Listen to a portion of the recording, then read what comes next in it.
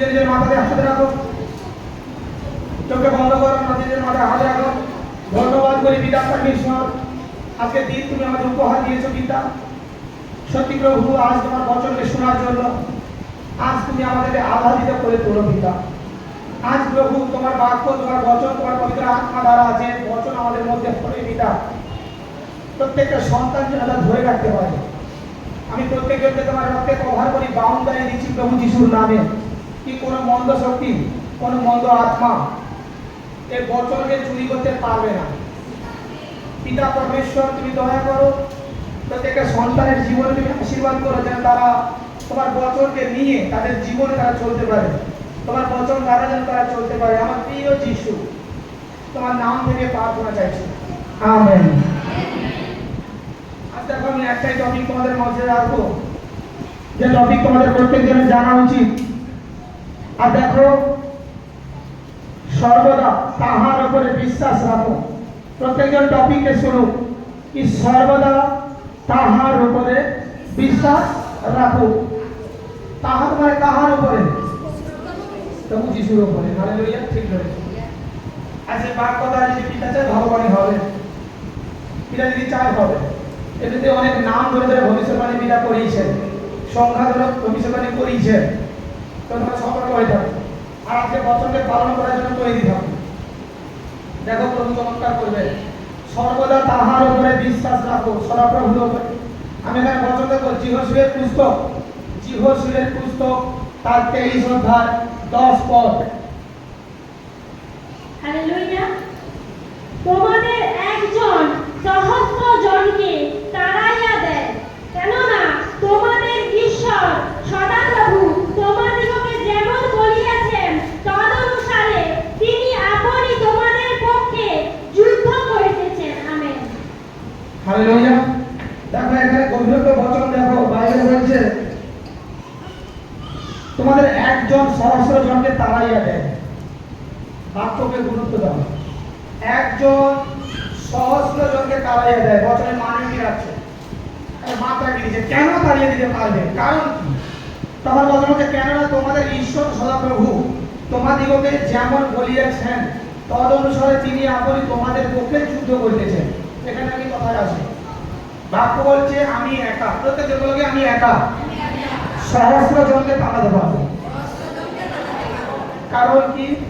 সদাপ্রভু আমাদের হয়ে যুদ্ধ করতেছে। তাহলে তুমি একা আছো? নিজেকে কি একা মনে হচ্ছে? তুমি কি দুর্বল? তাহলে মাঝে মাঝে পারফরমেন্স দুর্বল দেখাও কেন? আমি সব জানি, পবিত্র আত্মা আমাকে সবই বলে। এই প্রফেট কোন টুকলি করে এখানে আসেন, প্রার্থনা করার হলে দুর্বল দেখাও কেন? অনেকে মনে করছে না, মনে হচ্ছে টিউশনই করতে। তোমাদের সঙ্গে যখন ঈশ্বর আছে, প্রার্থনায় নিজেকে কেন দুর্বল দেখাচ্ছ? চলতে বলতে কেন দুর্বল দেখাচ্ছ? কারণ কি? আজ এই বচনকে নোট করো। কেন বলে ডায়েরিতে বিশ্বাসী রাখা উচিত? বচন বলছে তোমাদিগকে যেমন বলিয়াছেন। ঈশ্বর কি বলেনি আমি তোমাদের সঙ্গে আছি? বলেছেন তো। আর তিনি সেরকমই আত্মা দ্বারা, পবিত্র আত্মা দ্বারা আমাদের সঙ্গে যুদ্ধ করতেছেন, আমাদের হয়ে যুদ্ধ করতেছেন। আমাদের সঙ্গে যতজন দুষ্ট আত্মা, কোন মনুষ্য যে কেউ লড়াই করতে আসুক না কেন, বাইবেল বলছে তোমার পরমেশ্বর তোমার হয়ে লড়বে, তোমার পরমেশ্বর তোমাকে উন্নতির রাস্তা দেখাবে, তোমার পরমেশ্বর তোমাকে হাতে দেবে না।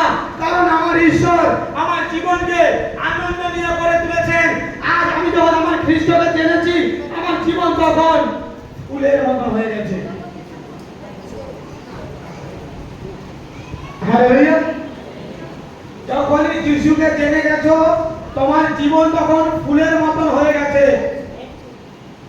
তোমাকে কেউ ঝরাতে পারবে না। আজ সেই বৃক্ষের দিকে তাকাও, সেই সুন্দর ফুলের দিকে তাকাও, যে কিনা জানে আমি সকালে উঠতেছি ঠিকই, বিকেলে আমার আয়ু নেই, তবুও কত আনন্দ সহকারে সে উঠে যায়। আর দেখো রোজ দিন প্রভুর গুণগান গাই দিচ্ছে। হ্যাঁ কি বলে? কার সৃষ্টি? পিতার। তোমরা কার সৃষ্টি? পিতার। বাক্য দ্বারা পিতা কাদেরকে সৃষ্টি করেছিলেন? বাক্য দ্বারা কাদেরকে পিতা সৃষ্টি করেছিলেন? কাদেরকে? পশু পাখি গাছপালা, নিজের প্রতিস্বরূপ মনুষ্যকে সৃষ্টি করলেন। তাহলে তাদের থেকে তুমি কত শ্রেষ্ঠ, কত শ্রেষ্ঠ। হালেলুয়া। যে ঈশ্বর তোমাকে নির্মাণ করেছে না, যে ঈশ্বর বলছে আমি জিহোবা, আমি তোমার সঙ্গে লড়াই করব, তুমি একা সহস্র জনকে তাড়াতে পারবে, তুমি একা সমস্ত প্রবলেমকে সরাতে পারবে, তুমি একা সমস্ত রোগকে দূর করতে পারবে, তুমি একা হাত তুলে প্রার্থনা করবে, 100 জন সুস্থ হবে পবিত্র যিশুর নামে। সেই গিফট তোমাকে পরমেশ্বর দিতে চাচ্ছে। আজ কতজন নিতে চায় সেই গিফট?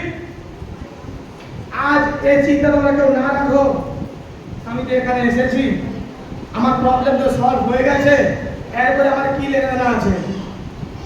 মনে রাখো, যে ঈশ্বরকে তুমি জেনেছো সেই ঈশ্বর তোমার প্রবলেম সলভ করে দিয়েছে। এই কারণে তুমি তাকে আব্বা পিতা বলে ডাকছো বলে। সেই ঈশ্বর তোমাকে তার পুত্র কন্যা রূপে সুস্থতা দিচ্ছে, তোমার প্রবলেমকে গোড়া থেকে তুলে দিচ্ছে। কারণ তুমি যখন তাকে পিতা পিতা বলে ডাকছো, তিনি তোমাকে সন্তানের আদর দিচ্ছে। আর যখন তুমি সুস্থ হয়ে যাচ্ছ, তুমি কি তাকে পিতার আদর করবে কি করবে না? কিন্তু অধিক বিশ্বাসী বছর বছরের সময় হাত তালি কেউ না বাজা, ডিস্টার্ব না কর। কিন্তু অধিক বিশ্বাসী সাক্ষ্য হয়ে গেলে পরমেশ্বরের কাছে চলে যায়, মন্ডলীতে ভুলে কথা ভুলে যায়, ঠিকঠাক সে তার নিয়ম শৃঙ্খলা ভুলে যায়।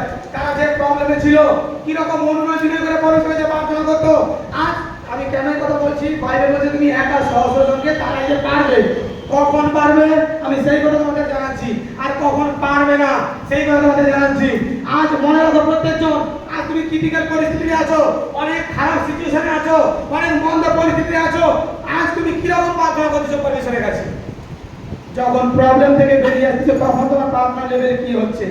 পিতা অচিনাত তখনই তোমার প্রার্থনা বেশি বেশি শুনেন, যখন তুমি কোনো প্রবলেমে না থেকে প্রার্থনা করতেছো।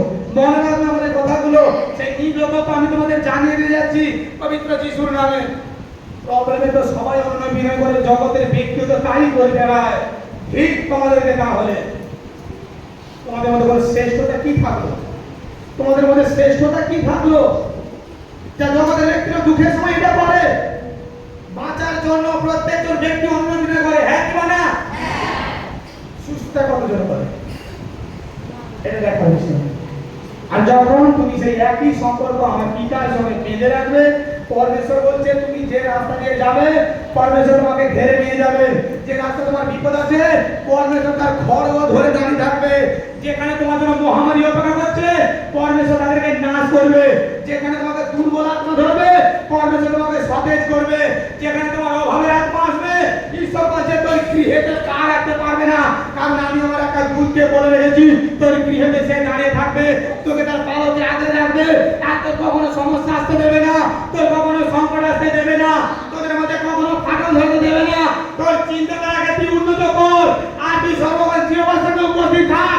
আর আমার পরমেশ্বর জীবন ঈশ্বর বলছে এক পরীক্ষা করে আমি তোর নির্মাতা, আমি তোর সামনে ঢাল হয়ে দাঁড়িয়ে থাকবো, কেউ তোকে সরাতে পারবে না।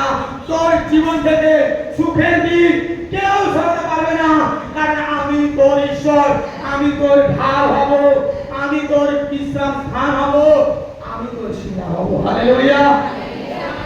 আমি তোর গৃহ হব। হালেলুয়া। বাইবেল বলছে। কিন্তু অধিক বিশ্বাসী এই জিনিসটা বুঝতে পারে না, এই প্রবলেমটা বুঝতে পারে না।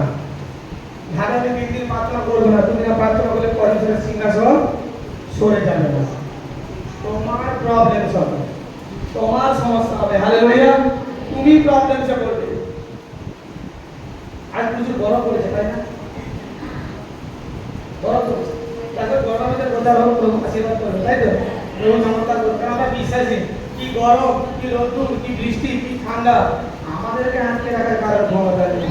সেই স্পিরিট আমাদের মধ্যে আছে, তাই তো? কতজন বছরকে শুনতেছে, বছরকে বিশ্বাস করতেছে, বছর দ্বারা চলতেছে, আর চলবে তো প্রত্যেকজন। তাহলে কি আমি প্রত্যেকটা সময় মনে রাখবো, প্রত্যেকটা স্মৃতির সময় কি ভালো কি মন্দ, আমি পরমেশ্বরের সর্বদা আস্থা রাখবো। পরমেশ্বরের সর্বদা বিশ্বাস রাখবো, পরমেশ্বরকে সর্বক্ষণ স্মরণ করবো। আর আমরা দেখো প্রত্যেকজন আমরা নিয়মিত আহার করি, নিয়মিত আমাদের যাবতীয় কার্যক্রমগুলো আমরা করে থাকি, কিন্তু সেরকমই নিয়মিত পরমেশ্বরের সঙ্গে সম্পর্ক বাঁধো। কতজন পরমেশ্বরের সঙ্গে সম্পর্ক তৈরি করতে প্রস্তুত আছে? যেমন বাবা ছেলের সম্পর্ক, মা সন্তানের সম্পর্ক, পরমেশ্বরের সঙ্গে সেরকম সম্পর্ক তৈরি করো। আর যখন তুমি সম্পর্ক তৈরি করবে, এক আত্মা, পবিত্র আত্মা তোমাদের মাঝে আসবেন, প্রভুর বিষয়ে কথা শেখাবেন। অনেক সময় এমন হয় আমাকে আত্মা বলে, আমি এখানে যে প্রচারগুলো করছি বা যেগুলো পালন করছি বা যেগুলো করতে বলছি তোমাদের মাঝে, আমার আওয়াজটা কানে পৌঁছায়। তোমরা বাড়িতে আছো, কোনো কার্যকারী করতেছ, কানে পৌঁছায়। এই কথাটা বলেছিল। কোনো ভুল করতে গিয়ে উনি ওই কথা বলেছিলেন, কোনো ঠিক করতে গিয়ে উনি ওই কথা বলেছিলেন। চমৎকার জ্ঞান করতে তোমরা পবিত্র আত্মা তোমাদেরকে বচন স্মরণ করে দিচ্ছে। আবার অনেকজন ব্যক্তি আছে যারা কোনো কিছু করার আগে বাইবেলের বচন স্মরণ হয়ে যাবে। মনে রাখো তোমার মধ্যে পবিত্র আত্মা চলে এসেছে, সেই কারণে বচন স্মরণ হচ্ছে। আর সেই বচন দ্বারা তোমরা চলো, বচন দ্বারা তোমরা চলতে শুরু করে দাও, স্টার্ট করে দাও। যে আজকের দিনটা থাক, আমরা কালকে থেকে সে বচন দ্বারা চলবো না, আজ এখন এই মধ্যে থেকে বচন দ্বারা আমি হাঁটতে থাকবো। কারণ আমি তো জেনে গেছি আমার সহায়ক আমার পরমেশ্বর, আমার ঈশ্বর আমাকে সর্বদিক থেকে উদ্ধার করার জন্য লড়াই করতেছেন। কোথা থেকে জানলাম? বাইবেলের বচন দ্বারা জানলাম। কি বাইবেলের বচন আমাকে যে শিক্ষা দিচ্ছে, কি বাইবেলের বচন আমাকে বলছে কি আমি তোর ঈশ্বর, আমি তোর হয়ে লড়াই করতেছি। কি সংকট, কি মহামারী, কি রোগ, কি কোনো তাড়না, কোনো প্রবলেম, কোনোটাই আমাকে কিছু করতে পারবে না। এই কারণ যিশু আমার সঙ্গে আছে।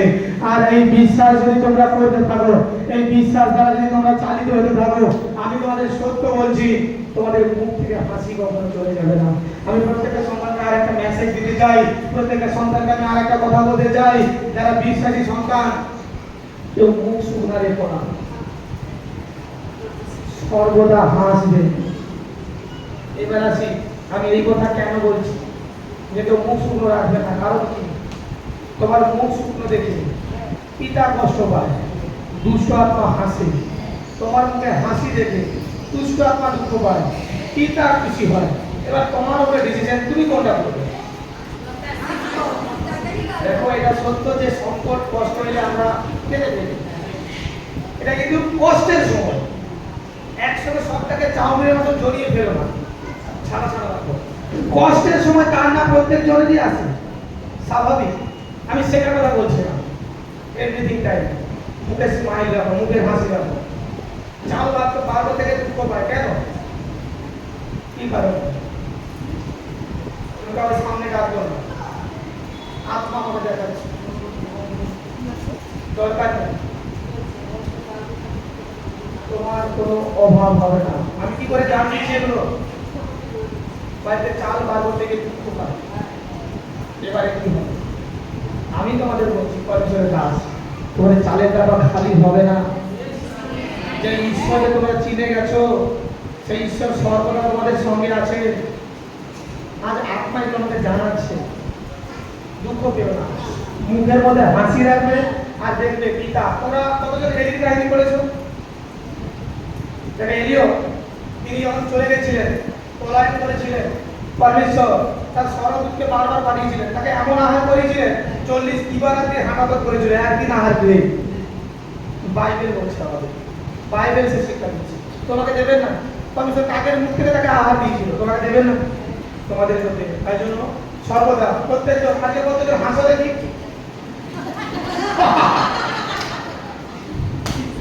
প্রত্যেকটা স্মাইলকে রাখবে মুখে। আমি তোমাদের সত্য বলছি, তোমার হাসি যখনই মনের মধ্যে চলে আসবে, মুখের মধ্যে চলে আসবে, কোনোদিন সংকট তোমার কাছে আসতে পারবে না, কখনো আসতে পারবে না। কারণ তুমি জেনে গেছো বড় আশিস পাওয়ার কারণ, বড় অভিষেক পাওয়ার কারণ আমার মধ্যেই তো আছে। অভিষেক তোমার মধ্যে আছে, পাওয়ার তোমার মধ্যে আছে। ব্যবহার করা শিখে যাও, আর ব্যবহার করা স্টার্ট করো। আর দেখো প্রভু কত দয়াময়, তখন নিজে জানতে পারবে। যা অন্যান্য ব্যক্তিরা, জগতের ব্যক্তিরা বলছে আমি কেন সেটা করবো, আমি কি তাহলে জগৎ থেকে চলে যাব? না না, জগৎ থেকে আমি তোমাদের যেতে বলছি না। তোমরা জগতের মধ্যে এখন আবদ্ধ আছো, কিন্তু তোমার ক্যারেক্টার, তোমার স্বভাব চরিত্র সবার থেকে আলাদা হতে হবে প্রভু যিশুর নামে। হালেলুয়া। হবে তো? সর্বক্ষণ হাসি মুখ থাকবে তো? যে যতই যাই বলুক, খারাপ কথাগুলো কানে দেওয়া দরকার, চলে আসবে হাসতে হাসতে। আমার এইবারে একটা আনন্দের বিষয় আমি তোমাদের বলছি। আমি আগে যখন কাজ করতাম, তারা তো আমাদের কষ্ট করতো, তবু খুব একটা সাহস পেত না, কারণ আমি প্রচুর লাগিয়েছিলাম, প্রচুর। যেখানে কাজ করতাম সেখানে ঠিকাদারকে পর্যন্ত আমি ছেড়ে কথা বলতাম না। আমার ফোন গেলে সে বুঝে নিত যে বাবা কাজ ফোন চলে এসেছিল। সেখানে পর্যন্ত আমার টুকটাক যেটুকুনি বলতাম, তাদেরকে বলে এসেছিলাম যে আজ তোরা আমার সামনে থেকে কথাগুলো বলতেছিস, আর কিছুদিন পরে তোরা আমাকে মোবাইলের মাধ্যমে দেখবি, আমার সামনে তোরা আসতে পারবি না। হালেলুয়া। কোন ব্যক্তিক্রমে আমি শুক্রবার লাইভে দেখছি 2 থেকে 3 জন সেইখানের ব্যক্তিরা আমাদের লাইভে দেখছি। আনন্দ হবে কি হবে না? আমি পরমেশ্বরের আত্মাকে মেনেছিলাম বলে আজ পরমেশ্বর আমার জীবনে জায়গা করে দিয়েছি। আজ তুমিও যদি সেই আত্মাকে মেনে নাও, তুমি যদি প্রভুকে সেইভাবে বিশ্বাস করো, আর দেখো সদাপ্রভু তোমাকে সেইভাবে আশীর্বাদ করবে। কারণ তোমার বিশ্বাস যে আমাকে ঈশ্বরের বচন দিয়েছেন, আমাকে প্রভু এই বাক্য দিয়েছেন, আর আমার সেই বাক্য পরমেশ্বর আমার জীবনে সেই চমৎকার করবে। হালেলুয়া। কারণ আমি যা কিছু করতেছি পিতার বচনকে আমার জীবনে পূর্ণ করতেছি, আর যখন তুমি পিতার বচনকে তোমার জীবনে পূর্ণ করতেছ, তখনই সদাপ্রভু তোমার সঙ্গে সর্বদা আছে, সদাপ্রভু তোমার হয়ে লড়াই করতেছে। হালেলুয়া। কতদিন বুঝতে পারছি?